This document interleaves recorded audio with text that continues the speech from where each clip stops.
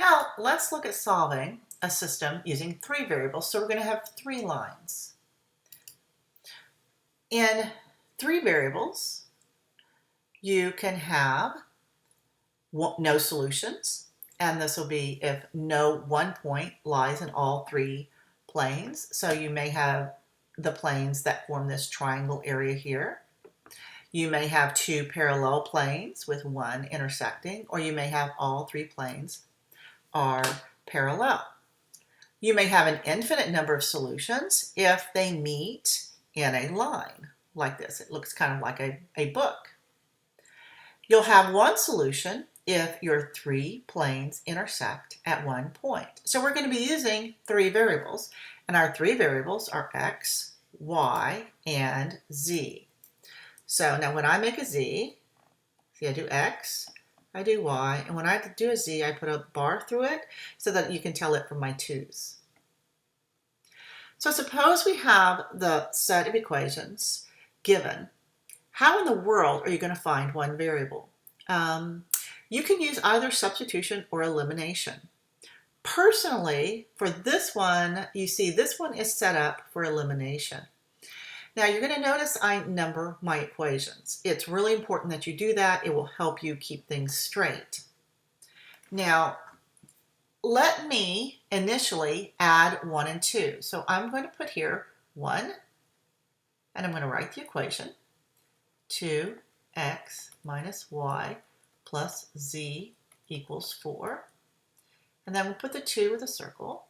So this is x plus 3y minus z, well, minus z is equal to 11. And when I add these, I'm going to get equation 1, 2, 3, 4. I'm always just going to keep numbering them. So when I add straight down, I get 3x plus 2y. Now those are going to go away, is equal to 15. So I've eliminated z from 1 and 2.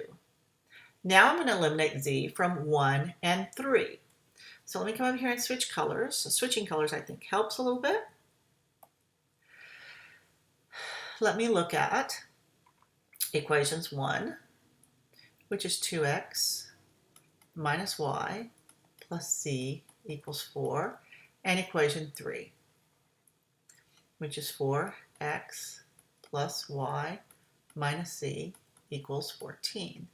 So when I add these, I'm going to get equation 5. All right, so I have 6x, that's a minus z. Oh, the y's are going to go away, and so are the z's. So this is equal to 18. So I get x is equal to, my pen doesn't want to write,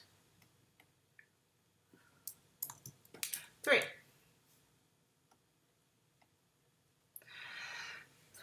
Now, at this point in time, I've usually got 2 equations and 2 unknowns, but because I was able to solve, I can take this answer right here and I can substitute it back up into any of the equations.